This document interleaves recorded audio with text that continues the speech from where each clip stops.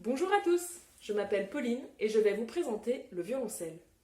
Le violoncelle est un instrument en bois faisant partie de la famille des cordes frottées. Dans sa famille se trouve du plus aigu au plus grave, le violon, l'alto, le violoncelle que voici, et la contrebasse.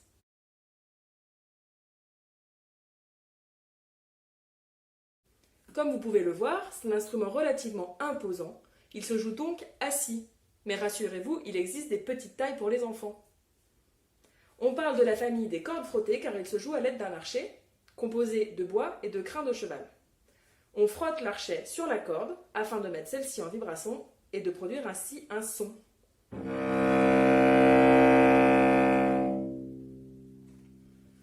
L'ambitus du violoncelle est relativement grand.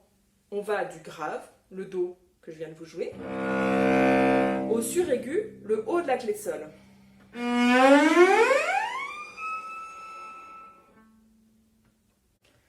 Le violoncelle a différents rôles dans la musique, la musique de chambre, qui sont des petits ensembles constitués de plusieurs musiciens, et dans l'orchestre.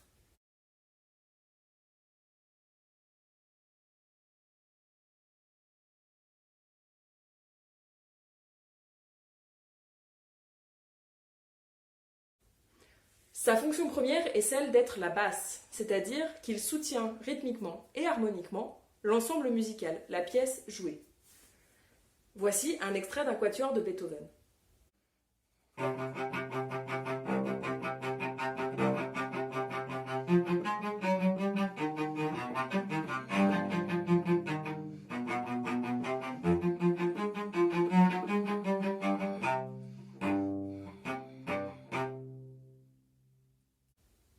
Il a aussi un rôle mélodique et lyrique que l'on peut retrouver par exemple dans cet extrait d'une symphonie de Brahms.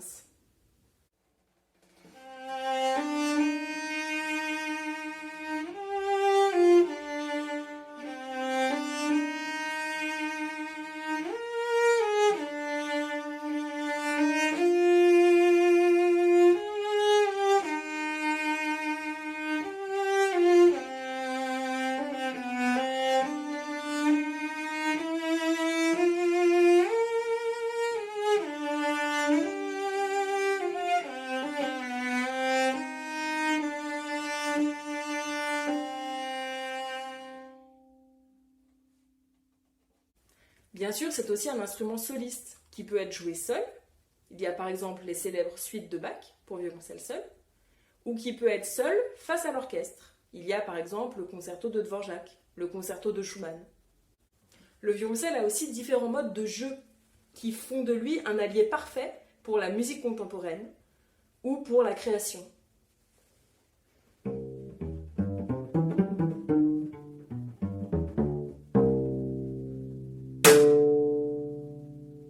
Ça, ce sont des pids. Voici des jettato par exemple. Le sul ponticello, qui consiste à venir jouer près du chevalet et faire un son un peu effrayant.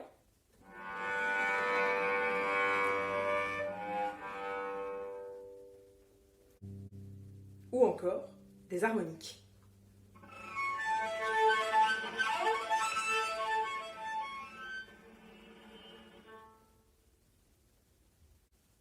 Pour finir, voici un extrait du Chant des oiseaux de Pablo Casals. J'espère que cette présentation vous a plu et que vous avez pu ainsi découvrir le violoncelle.